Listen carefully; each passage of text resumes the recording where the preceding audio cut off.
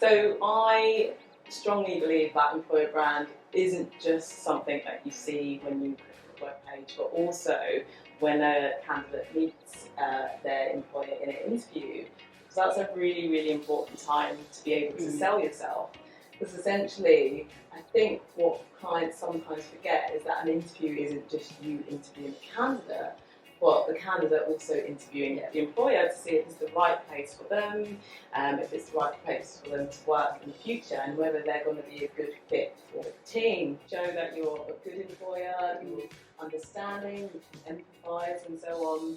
And if that doesn't come across in an interview and someone leaves that interview, I think what people tend to forget is that bad reviews go a long way. What you really want to show is not just the one room that you're interviewing in, but what's behind that room. Where's the space that you're working in? What's the culture like? What is this person going to feel when they join your team? And again, I feel like sometimes interviews have to stop being so static and so formal and start to become a conversation. As if that person is already part of the team. No, definitely. And I've had that kind of similar experience with some of the candidates I've been speaking to, that they have had quite really rigid interviews. It's quite formal and never had the opportunity to really be able to express themselves to the potential charity they're going to be working with as well. So kind of not really feeling they've had the opportunity to actually talk about themselves, which I think is really important, and to make that person feel really comfortable.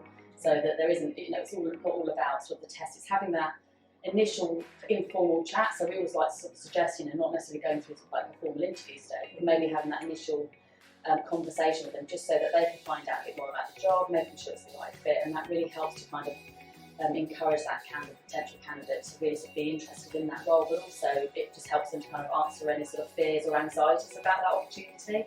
I think particularly within the current environment, where we've possibly been through a really traumatic time in the pandemic, I think it's very, clients do really need to be able to sort of empathise with what that candidate potentially might have been through, whether it be through furloughing or redundancy as well. It's just making them feel comfortable and in a safe place where they feel they can be themselves.